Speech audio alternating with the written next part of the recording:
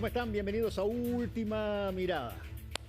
En un mundo convulsionado, más que convulsionado, crispado, donde aparecen de nuevo signos que llevan a que lo militar tome el control de las decisiones. Vamos a conversar con un ex canciller, ex secretario general de las Naciones Unidas, de la Organización de Estados Americanos. De la Organización de Estados Americanos, que siempre te quiero llevar para las Naciones Unidas. Podría haber sido, fíjate, alguna vez, pero... ¿Pudiste alguna vez? No se conversó eso. José Miguel Insulza, gracias por estar aquí con nosotros de nuevo. Y a ver, vamos con que sirva para algo la GAF. ¿Qué posibilidades tiene la expresidenta Michelle Bachelet de ser secretaria general de Naciones Unidas? Mira, yo creo que tiene algunas buenas posibilidades. Ahora, yo que no me quiero ocultar que yo creo que si la hubiera apoyado al gobierno de Chile ya estaría probablemente elegida. Porque al principio había muchos candidatos latinoamericanos, pues se habían pedido latinoamericanos, latinoamericanas. Y habían varias mujeres latinoamericanas, cancilleres que yo conocí, que querían postularse. Pero había Bachelet, pues. Como iba a Bachelet, ya se salieron. No tenemos ni una chance. Ni una chance. Y resulta que de pronto pareció que el gobierno de Chile no la apoyaba. Entonces eso ha disminuido ciertamente la probabilidad, pero yo creo que tiene una buena posibilidad. Hay 4 candidatos solamente. Hay 4 candidatos que son dos mujeres, 2 hombres. Por lo tanto, hay 2 que llenan la característica de ser mujer nomás. ¿Sí?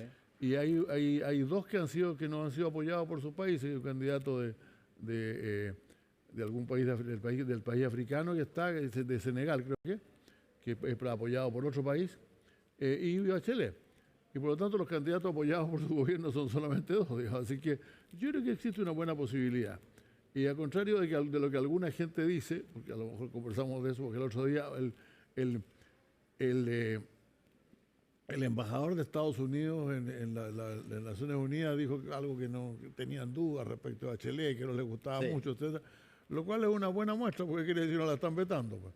A lo mejor no van a votar por ella, pero creo que esa no era una amenaza de veto, no es frecuente que se hagan ese tipo de declaraciones. Ahora, el gobierno de Chile no la ha apoyado explícitamente.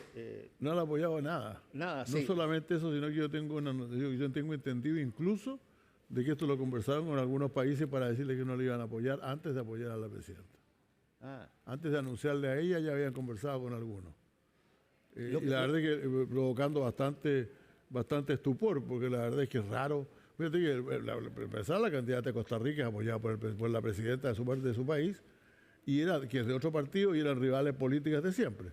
Entonces es raro que en la única oportunidad que tiene Chile en la historia de Naciones Unidas, ahora, de tener un secretario general que no ocurra, la verdad es que es muy lamentable. Sí, lo que me mueve a la sorpresa mayor es que el apoyo a Michelle Bachelet por parte del gobierno chileno consigue algo, aunque sean de distintos signos políticos, consigue algo que solamente beneficia al presidente Kast, que es que la secretaria general de Naciones Unidas no se puede meter en las cosas contingentes de su propio país. Por el hecho de que tiene que mirar el mundo. Absolutamente. Y por lo tanto, de alguna manera, si que él quisiera sacarse de encima la presencia de Michelle Bachelet, una manera genial sería que fuera secretaria general de Naciones Unidas. Los dirigentes de organismos internacionales no acostumbran a meterse en los asuntos internos de su país, por el contrario. Pero yo creo que este asunto ha sido extraño en realidad. Pero la verdad es que no se ve la razón por la cual un país que tiene una política exterior permanente, constante, que tiene una imagen internacional de ser un país que no provoca sorpresas, bueno, ha provocado la sorpresa ahora de no apoyar a una señora que ha sido elegida 2 veces por el pueblo de Chile, va a ser su presidente, el señor que viene llegando dice no la voy a apoyar, fíjese, es raro. A ver, eso es en tanto Naciones Unidas, pero el mundo está en un grado de crispación, José Miguel, que yo probablemente, con lo que he leído, con lo que he visto, no sentía, te lo voy a poner así, bien brutal al tiro, las posibilidades de una tercera guerra mundial hasta ahora. Bueno, yo quiero decir que sí, que efectivamente yo decía un poco lo mismo que usted, pero la verdad es que yo efectivamente he cambiado también de opinión, porque la situación es tan extraña, tan rara, y la cantidad, entre los países que tienen uranio enriquecido son bastantes más, pues, ¿no? Sí. Otra cosa que no fabrican bombas atómicas, porque hay un pacto, había un pacto, yo no sé si se va a respetar todavía, hay un pacto extraño que es el pacto de no proliferación nuclear, aquel en el cual el tratado de no proliferación lo que hace es que los países que tienen bombas atómicas o que tienen armas atómicas no las usen o digan que no las van a usar, pero los que no las han fabricado no las van a fabricar tampoco. Entonces es un pacto medio raro, porque generalmente en los pactos las obligaciones son iguales para todos, ¿no? Para todos. Y aquí quedan algunos con ventaja. Pero el Tratado de No Proliferación Nuclear efectivamente todavía está ahí. Los pactos entre las grandes potencias ya se terminaron. Sí. En el mes de febrero, si no me equivoco, venció el último SALT, no recuerdo cuál era, el último tratado entre los Estados Unidos y la Unión Soviética, y que después había asumido Rusia después. Y China dijo que no iba a firmar ningún pacto mientras no se pusiera a la misma altura de los otros en materia nuclear, lo cual es una mala, a mi juicio, una mala idea, ¿no? Entonces no hay pactos nucleares en este momento, no hay pacto de no proliferación entre las grandes potencias. Ahora, tú conoces a montones de liderazgos y dirigentes de los distintos países cuando te tocó estar en Naciones Unidas y como ministro de Relaciones Exteriores. Y te quiero preguntar, toda la gente cree, o mucha gente cree, no toda, pero mucha gente cree que las guerras son actos tremendamente racionales, que todo está calculado, que todo es pero absolutamente detallado y detallista. Sí. Y sin embargo, tú tienes guerras donde murieron, voy a poner un ejemplo, donde murieron, qué sé yo, 30.000, 40.000 personas entre Honduras y El Salvador, Sí, después de un partido de fútbol.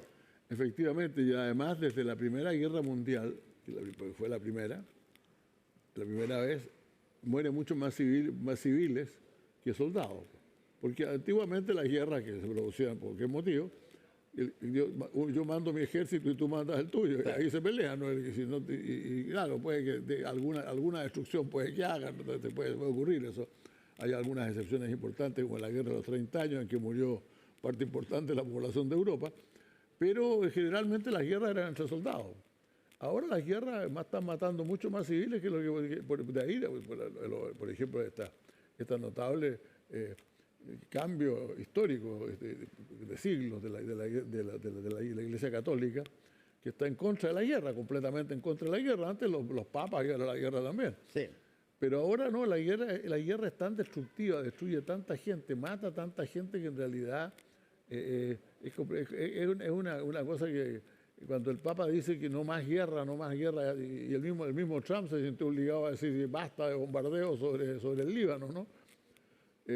Porque realmente se dan cuenta que la gente está aburrida de tanta matanza. Bueno, ahí hay un punto muy interesante porque está toda la situación bélica que hemos visto en los bombardeos de Estados Unidos contra Irán y todo aquello, y surge de inmediato la pregunta, José Miguel, que es, a ver, ¿cuándo nota una persona como tú, que tiene un montón de experiencia al respecto, cuánto se nota que esta cosa puede pasar de ser bravatas de un gobernante, puede pasar de ser, no sé, una suerte de advertencia, como se ha hecho otras veces, y el otro recula, y la cosa va más en serio? Bueno, cuando en realidad, cuando hay armas nucleares, uno siempre piensa que alguno va a ser el primero, ¿no? Alguno soldado. De hecho, ya hubo un primero que se llamó Estados Unidos en Hiroshima. Exacto, y Nagasaki. Y se suponía que no le iban a tirar más, pero curiosamente cualquier arma nuclear hoy día, de las chicas que tiene cualquier país, es más dañina que las de Hiroshima y Nagasaki. Entonces, ¿cuándo se sabe? La verdad es que yo podría decir cuando temí yo que ocurriera fue cuando Trump dijo esto, el presidente Trump: los voy a obliterar, los voy a sacar de la faz de la tierra, la civilización persa va a desaparecer. La verdad es que fue terrible eso, estamos hablando de cosas que tienen más, se cuentan en miles de años, no en cientos de años, ni siquiera ni en decenas de años. Entonces, ese es un momento grave porque en realidad uno se imagina lo que pasaría si en esta guerra convencional Estados Unidos estuviera perdiendo la guerra, pues. De pronto uno dice, bueno, entonces van a tirar la bomba atómica. Yo te voy a decir que yo he conocido gente en Estados Unidos, gente legos, por así decirlo, gente común, que dicen, ¿y por qué no tiramos una bomba? Yo, por ejemplo, en el caso de Vietnam, escuché a cada rato que decían, ¿y por qué no tiramos una bomba atómica de una vez por todas? Y eso, claro, finalmente, felizmente, los estadistas habían tenido el criterio de guardarse esas cosas y no... Yo incluso suscribí alguna vez como canciller en una mesa que estaba el presidente Clinton, el primer firmante, un tratado que prohibía totalmente los ensayos nucleares en todo el mundo. Nunca se ha ratificado por suficientes países como para entrar en vigor, pero hubo un periodo en que la gente decía, mire, tratemos de deshacernos de estas armas, tan dañinas, de otra manera, digamos. Pero la otra realidad es que eso que tú decías ya hace un rato atrás, que la gente de pronto la guerra estallan y nadie sabe por qué estallaron. Y hasta bueno, hay un famoso libro, yo lo cito siempre porque ella me encanta, además me encanta como autora, como personaje intelectual, una historiadora norteamericana llamada Barbara Tuchman. Que ella escribió sobre la guerra de Troya, ¿te acuerdas? Ella escribió, ese es un libro maravilloso que se llama La marcha de la locura, de Troya a Vietnam, desde Troya hasta Vietnam. Claro. Y dice, claro, lo mismo porque el caballo de Troya es ¿a quién se le ocurre que alguien se va a meter un caballo adentro de su ciudad? Entonces, llena de locura, ¿no? Y yo creo que realmente, Bárbara Tuchman, el mejor libro de ella, sin embargo, es uno que tiene sobre la Primera Guerra Mundial y el estallido de la guerra. Porque ella, que es una persona que ocupa una cantidad de material y de notas y todo lo demás increíble, que todo lo que hay que saber lo sabe, ella muestra que en realidad en el momento en que estalló la guerra, ninguno de los jerarcas de Europa quería la guerra. Pero lo que pasa es que habían juntado armas durante tanto tiempo que, como ella dijo, por eso se llama así, se llama así los cañones de agosto. Los cañones de agosto, porque los cañones de agosto estaban ahí, entonces hay que disparar los cañones, pues, en algún momento. Y eso puede ocurrir en cualquier momento. Bueno, es que ahí hay un punto muy interesante que tiene que ver con a ver, ¿qué tanto sirve tu ensamblaje militar para disuadir o para ganar? Pues te lo digo por qué, porque Estados Unidos, digámoslo tal cual como ha sido por lo menos, sus dos últimas guerras las perdió. Las perdió con Vietnam, diciendo que Vietnam del Norte iba a ser erradicado porque no era comunista. Vietnam del Norte sigue bajo el control de los comunistas. Así es. Y la perdió con Irak. Con Irak fracasó absolutamente. Absolutamente. Sí. Y yo agregaría a Afganistán también allá. Claro, siguen las personas más, yo diría, duras en Irak, a pesar de que mataron a Saddam Hussein y lo tomaron preso y todo lo que pero siguen el ala más dura. El ala más dura, que es la que quedó ahí cuando se fueron, porque los de Saddam Hussein, en cuanto musulmanes, eran de los más blandos. Era, claro, de los más blandos. Se entraron los duros aquí. Bueno, eso fue una locura, porque en realidad, y yo creo que eso tiene que ver con los problemas que tienen hoy día. A ver. O sea, el presidente Bush II creó un gobierno para Irak, invadió Irak, y no solo invadió Irak, sino que le puso gobernantes, gente que iban desde Estados Unidos a dirigir la guerra. Y por lo tanto, lo que pasó fue que simplemente, y eso el hecho que aprendieron la lección es que en Venezuela derrocaron a Maduro, se llevaron a Maduro y se fueron, pues claro. No se quedaron ahí. No se quedaron ahí. Porque saben que realmente eso es imposible de hacer, y Estados Unidos, eso es interesante. Lo hizo 3 veces, lo hizo para Vietnam, lo hizo para Irak y lo hizo para Afganistán, tratando de llevar su propio gobierno y de gobernar el país desde fuera.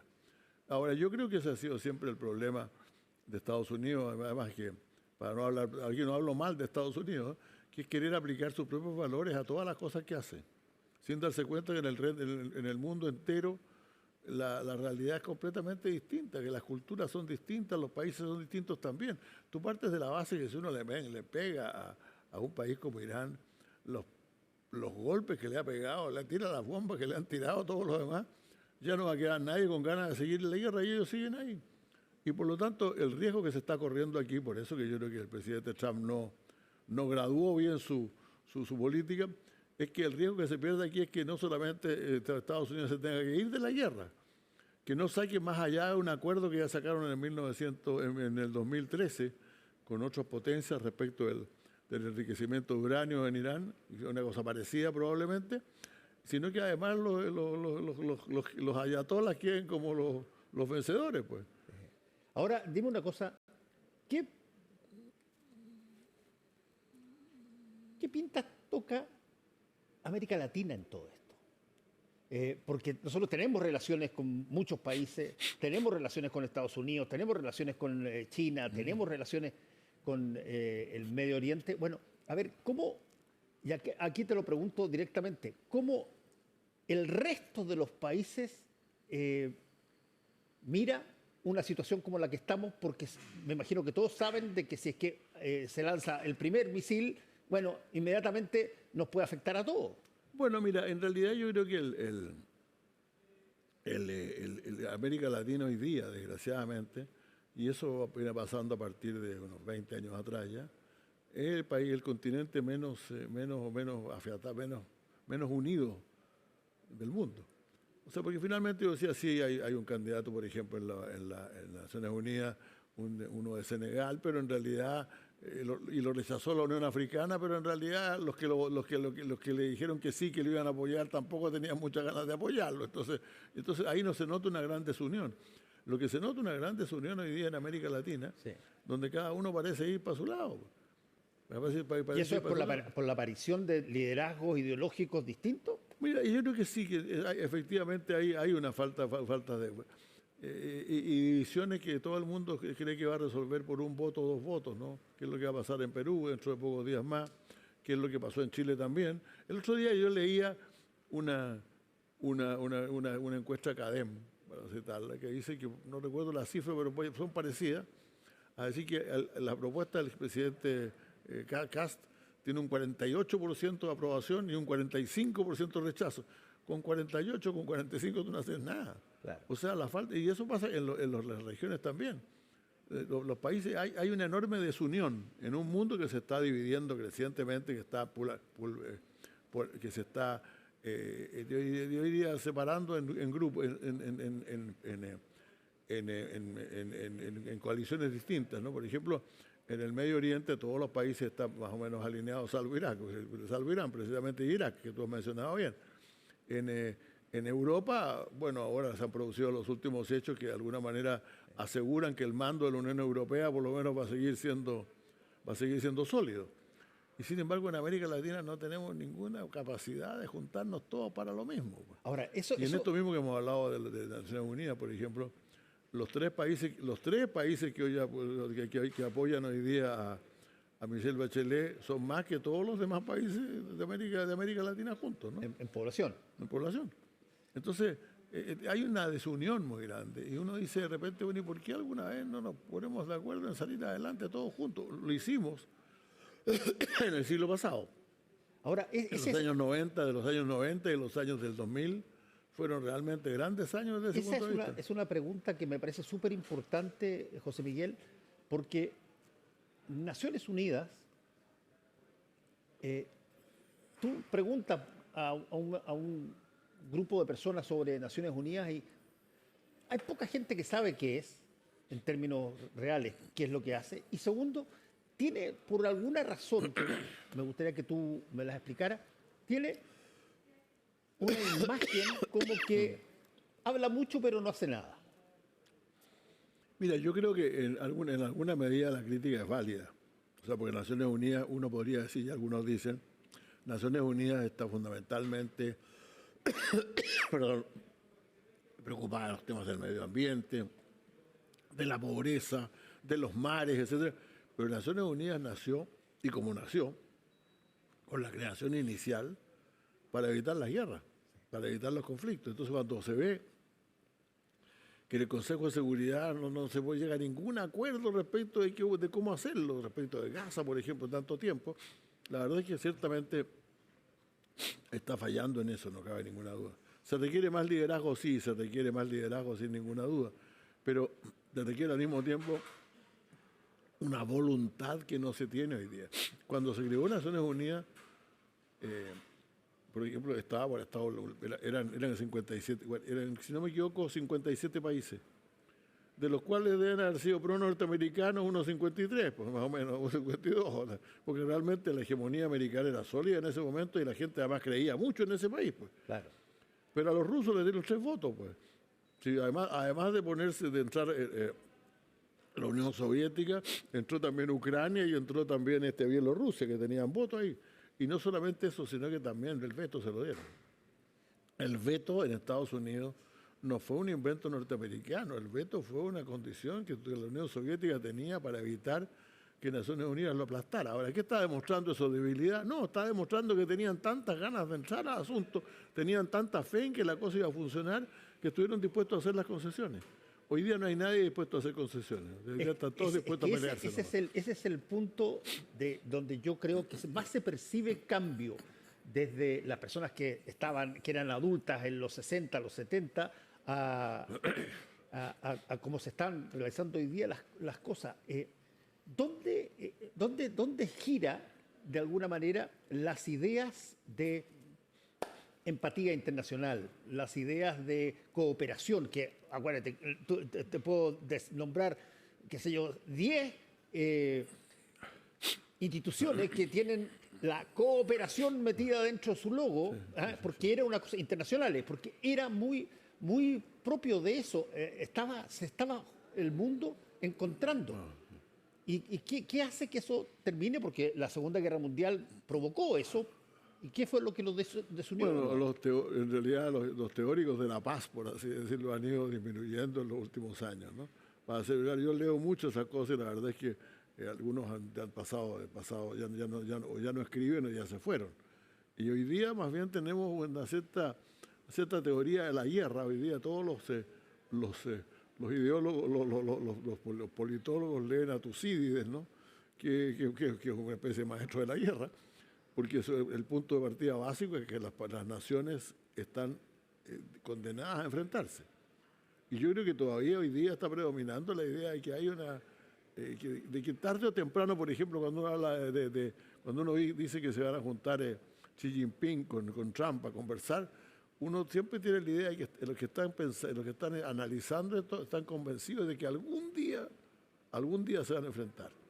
Hay un famoso libro no recuerdo el nombre del autor en este momento, Hersheimer o algo así, que se llama a veces la tragedia de las superpotencias, que están condenadas a enfrentarse, porque son tan grandes y tienen tal potencia que por una parte, si no es por territorio, para autojustificarse tienen que reconocerse a sí mismas como las que realmente tienen la razón, tienen la verdad, y que van juntando cada vez más armas para pelearse con el mal, pues. Bueno, pero si tú tuvieras que decir lo que tú sientes o crees que tiene personal momento ahora, ¿ves tú señales de alguna posible coordinación, alguna cooperación en algún sentido? ¿Ves solamente gente muy gritona que en algún momento dado va a tener que dejar de puro gritar porque si no tiene que producir algo para que le crean? Si tú te refieres, es un presidente que realmente grita. Ayer gritaba más que nunca porque el sábado pareció que hubiera llegado el acuerdo. El domingo y el viernes, el sábado resultó que el acuerdo no era tal y el domingo estaban tirándose bombas otra vez. Pues. Así es. Entonces la verdad es que sí, yo veo poco. No veo grandes gente dedicada a la paz, por así decirlo. Esa es la realidad. Lo veo más mirando, o sea, con esta especie nosotros no lo queremos, pero va a ocurrir. Como dijo Trump el otro día, no quiero que desaparezca la civilización, pero tal como va la civilización iraní, pero tal como van, parece que no hay remedio. Y nadie entiende muy bien, pero la cosa que es más interesante en los teóricos de la guerra es que algunos creen que tirando una bomba en determinadas partes ellos pueden ganar una guerra cuando todo el mundo sabe que la primera guerra que estalle no va a quedar nada. Claro. Ahora, dime, ¿tú has conversado con el presidente José Antonio Kast de esto? No, fíjate, no. Y si que tuvieras que conversar con él y te preguntara tu opinión, ¿qué le dirías tú que tiene que ver con su liderazgo chileno? Yo diría que el ideal hay que no tomar un partido demasiado claro, sino que tratar sobre todo de unificar a las naciones de América Latina. Tratar de decir, mire, estamos con un problema serio, tenemos problemas económicos grandes, tenemos una guerra que está a punto de estallar, tenemos conflictos todavía, no tenemos ya la misma cantidad de democracia que teníamos antes, en la realidad hay países que no ejercen la democracia. Por lo tanto, tenemos que unirnos y ver si en conjunto podemos pesar un poco más en el mundo. Porque la opinión de América Latina en el mundo hoy día no pesa, esa es la realidad. Y no pesa porque está cada uno por su cuenta. Está cada uno por su cuenta. Entonces, hubo una reunión interesante esta que hicieron ahora en Europa, en España, ¿no? Pero esa es una parte de América Latina, un rostro de América Latina. Los otros son los que se fueron a juntar con el presidente Trump ahí en su hotel. Tiene el hotel que es dueño, del cual es dueño. En Miami, y América Latina parece más bien dispuesta a seguir la ruta, o algunos países a seguir la ruta de uno de los contendientes más que a buscar jugar un papel propio. Bueno, y así que yo reconozco que soy pesimista, ¿no? ¿Estás pesimista? No respecto a las guerras. Yo tengo la esperanza de que realmente esto porque los principales opositores a la guerra de Irán están con Estados Unidos, con Irán están en Estados Unidos, y eso es una buena cosa. Hay gente que está opuesta a eso y que lo ha dicho desde el primer día. Todos los demás, si uno lee la otra prensa, como que de alguna manera tratan de encontrarle algún cambio. En Estados Unidos están los que dicen, mira, no queremos, que no la queremos. Yo creo que de pronto van a tener algún éxito de no tenerla. Y creo que además el mercado manda, pues el petróleo sigue subiendo. Claro. Y aquí lo que manda son los mercados. Así que no soy pesimista en cuanto a la guerra, pero sí en cuanto al destino que va a tener este tiempo de hoy día hay más guerras, no en cantidad de muertos, porque Vietnam salió de proporción, ¿no? Sí. Pero la cantidad de guerras que están abiertas en el mundo son más que en ningún momento después de los últimos 80 años. José Miguel Insulza, muchas gracias por haber estado con nosotros hoy Muchas día gracias, como siempre, ha sido un agrado. Y espero que tu dosis de pesimismo la próxima vez que conversemos. Como digo, yo no creo que vaya a estallar una superguerra mundial, pero creo que los conflictos que están ahora se van a demorar mucho en resolverse. Muchas gracias. Gracias. Muchas gracias a todos ustedes por su sintonía. Nos vemos mañana.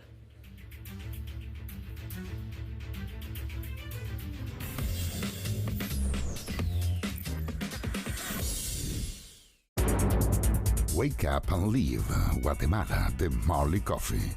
Seguro de Auto Consorcio. Presentaron Última Mirada.